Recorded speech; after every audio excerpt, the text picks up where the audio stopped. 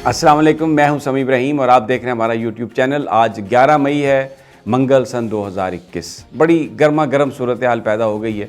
पहली दफ़ा पिछले 2.5-3 साल के अरसे में लगा है कि हुकूमत किसी तरह की भी अब शरीफ ख़ानदान को कोई रियायत देने के लिए तैयार नहीं है। और वो जो एक बहुत बड़ी स्पेकुलेशन हो रही थी कि पता नहीं कोई एग्रीमेंट हो गया और कोई अब बाहर, पहले शरीफ ख़ानदान नवाज शरीफ को भेजा गया, अब शहबाज को भेजा जा रहा है, कोई डील हो गई।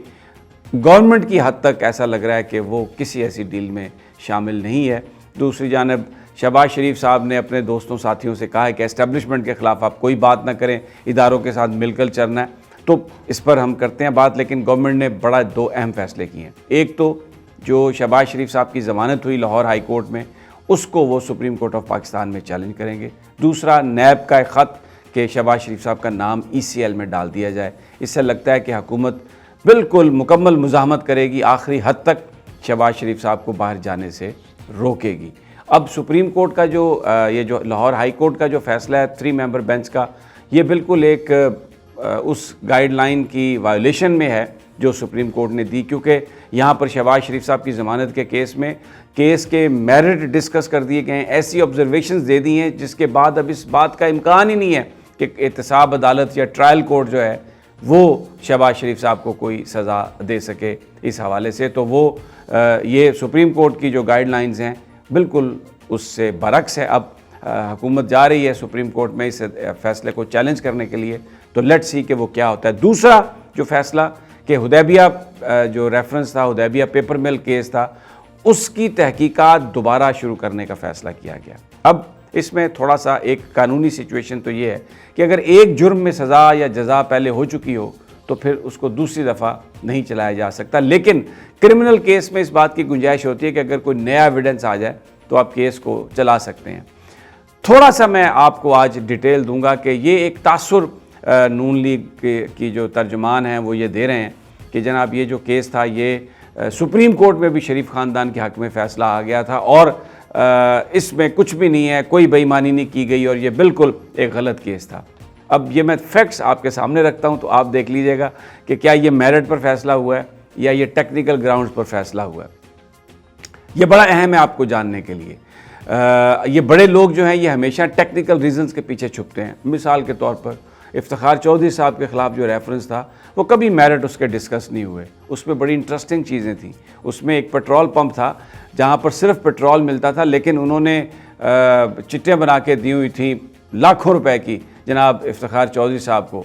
और उसका ये बयान था उस जो पेट्रोल पंप का जो मैनेजर है कि जी हमें तो रजिस्ट्रार, असिस्टेंट रजिस्ट्रार जो थे अदालत के, उन्होंने कहा कि रसीदें बना दो और हमने रसीदें बना दी। वहाँ पे सिर्फ डीजल बिकता था, लेकिन वो इफ्तिखार चौधरी साहब के पेट्रोल की मद में रसीदें गई और उनको पैसे की पेमेंट हुई। अब ये चीज़ सुप्रीम जुडिशल काउंसिल में, क्योंकि जो रेफरेंस था वो मेरिट पे डिस्कस ही नहीं हुआ, सुप्रीम कोर्ट ऑफ पाकिस्तान ने रमदे साहब ने एक बेंच बनाया और टेक्निकल ग्राउंड्स पे उसको फारिग कर दिया। इसी तरह काजी फायजीसा साहब का जो मामला है उसमें कोई जो मेरिट यानी जो असल जो चार्जेस थे कि प्रॉपर्टीज़ हैं उनकी मनी ट्रेल कहाँ से आई, वो फैक्ट्स जो हैं उन पर कोई फ़ैसला नहीं हुआ। ये सारा फ़ैसला टेक्निकल ग्राउंड्स पर कि इंफॉर्मेशन सही तरीके से ली गई, सही तरीके से नहीं ली गई। और यहाँ पर भी सुप्रीम जुडिशल काउंसिल को कोई मौका नहीं मिला कि वो इस केस को देख सके। सुप्रीम कोर्ट ने इसी को फारिग कर दिया केस को।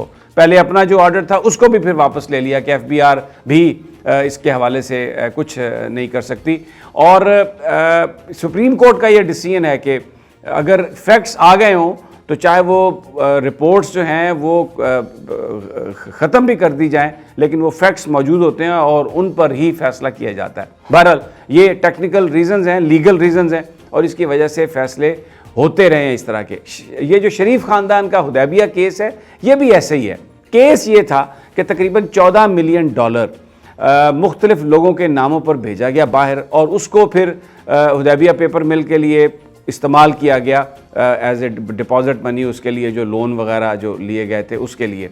और ये पैसा शरीफ ख़ानदान का था, लेकिन यहाँ से काजी फैमिली के अकाउंट्स खोले गए और फिर उस वक्त एक ऑर्डिनेंस शरीफ साहब ने पास कर दिया, वज़ीर आज़म साहब ने, कि जो फॉरेन करेंसी अकाउंट्स हैं उनको इम्यूनिटी है, उनसे नहीं पूछा जाएगा कि पैसे कहाँ से आए और कहाँ गए, क्योंकि उन्होंने अपने पैसे बाहर भेजने थे। तो वो पैसे बाहर चले गए, उनको फिर उन्होंने बतौर गारंटी इस्तेमाल किया। तो ये 2000 में ये केस बनाया गया। लेकिन क्योंकि नवाज़ शरीफ साहब के साथ मुआहदा हो गया था परवेज़ मुशर्रफ साहब का, उनको बाहर भेज दिया गया था, तो ये इस केस की समाअत ना हो सकी।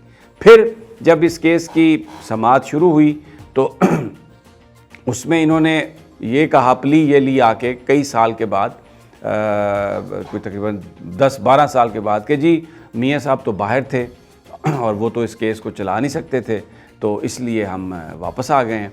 तो उसमें जो लाहौर हाई कोर्ट के जो 2 जजेस थे, उनमें से एक जज ने शरीफ साहब के हक़ में फ़ैसला दिया, एक ने उनके ख़िलाफ़ फ़ैसला दिया। एक रेफरी जज थे सरदार शमीम साहब, जो बाद में लाहौर हाई कोर्ट के चीफ जस्टिस बने, जिनको 2010 में ही लगाया गया था लाहौर हाई कोर्ट का जज। तो उन्होंने फ़ैसला कर दिया शहबाज शरीफ साहब के हक़ में, और उसके बाद नैब ने सुप्रीम कोर्ट में अपील नहीं की। नैब ने इसलिए अपील नहीं की सुप्रीम कोर्ट में कि उन्होंने कहा, जी कमर ज़मान चौधरी साहब ने कहा कि हमने इसलिए अपील नहीं की क्योंकि हम ये समझते थे कि ये बड़ा धब्बा होगा नैब पर, जिस पर जस्टिस अजमत सईद शेख ने कहा था सुप्रीम कोर्ट में कि आज नैब ने दफन कर दिया अपने आप को। और फिर सुप्रीम कोर्ट के अहकामात पर जब इस रेफरेंस को खोला गया तो काजी फ़ायज़ ईसा साहब और मुशीर आलम साहब थे जिन्होंने इसको सुना, एक और भी जज थे, तो उन्होंने इसको वापस कर दिया। तो उन्होंने कहा कि जनाब ये अगर इसको री इन्वेस्टिगेट किया गया तो इसका मतलब ये है कि इस्तग़ासा जो है वो, जो अगर उसने कुछ उसमें कमियां थी तो वो नए रेफरेंस में उन कमियों को दूर करके फ़ाइल करेगा, और ये इंसाफ के तकाज़ों के पर पूरा नहीं उतरता। और ये फैक्ट कि वाकई जो काजी फैमिली है उन्होंने पैसे भेजे थे, और उसके जो शवाहिद थे वो आए थे उनकी तरफ से, इसहाक डार साहब की तरफ से। उन्होंने अप्रैल 2000 में ये एक बयान दिया था जिसमें पूरी उन्होंने तफसील बताई थी कि मैं काजी फैमिली को लेके शरीफ ख़ानदान के पास गया, नवाज़ शरीफ साहब के पास, मैंने उनके अकाउंट खुलवाए, और फिर उसके बाद हमने ये पैसा बाहर भेजा, और उसका हमने बाकायदा एक रिवॉर्ड भी दिया काजी फैमिली को। और जो बरतानिया के बड़े बड़े मेन अखबारात हैं, गार्जियन और दूसरे जो पब्लिकेशंस हैं, उनमें ये सारी स्टोरी तफसील से आई कि किस तरीके से पैसे वापस वहाँ से भेजे गए यहाँ से, और वो फिर हुदैबिया के लोन के लिए एज ए डिपॉजिट मनी इस्तेमाल हुए। लेकिन पाकिस्तान की अदालतों ने इन तमाम चीज़ों पर गौर करना मुनासिब नहीं समझा। उन्होंने टेक्निकल रीज़न्स पर कि ये टाइम बार हो गया है, पहले इसकी इन्वेस्टिगेशन हो चुकी है, नैब ने इसकी अपील नहीं की, इस केस को उन्होंने फारिग कर दिया। यही वजह है कि लोग कहते हैं कि जुडिशल रिफॉर्म्स होनी चाहिए, क्योंकि जब आपके पास ये इख्तियार है, पार्लियामेंटेरियंस के पास ये इख्तियार है कि आप जजेस को रखते हैं और फिर बाद में जो है वो जो जिस तरीके से अभी आजकल तो जो पार्लिमानी कमेटी है वो एक बराए नाम उसकी हैसियत है, असल इख्तियार तो चीफ़ जस्टिस साहब के पास हैं, और कोई जजेस की इस तरह की कोई स्क्रूटनी नहीं होती उनकी, कहीं पर भी कोई उनको सवाल नहीं किया जाता। तो ये जो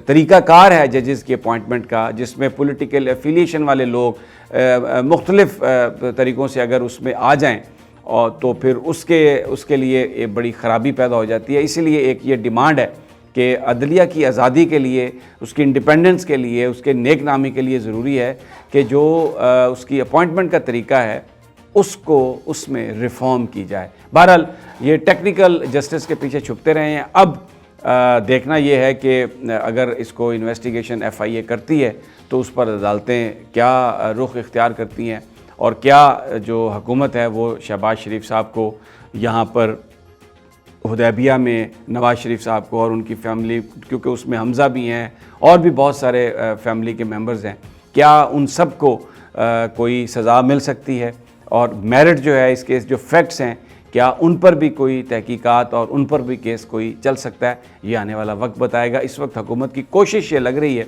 कि वो रोकना चाहती है और एहतसाब का जो अमल है उसको आगे ले जाना चाहती है, लेकिन उसमें कानून भी आड़े आएगा, उसमें और बहुत सारी चीज़ें आड़े आएंगी। और एक चीज़ जो एक बड़ा सवाल रहेगा कि जब सुप्रीम कोर्ट ऑफ पाकिस्तान ने कहा इमरान खान साहब से कि आप 120 जज लगा दें एहतसाब अदालतों के और 120 अदालतें बना दें केसों को निपटाने के लिए, तो फिर क्या वजह है कि अभी तक कई महीने गुजर गए और अभी तक उन अदालतों ने काम करना शुरू नहीं किया। अगली वीडियो तक इजाज़त दीजिए, जल्द मुलाकात होगी, अल्लाह ने के बाद।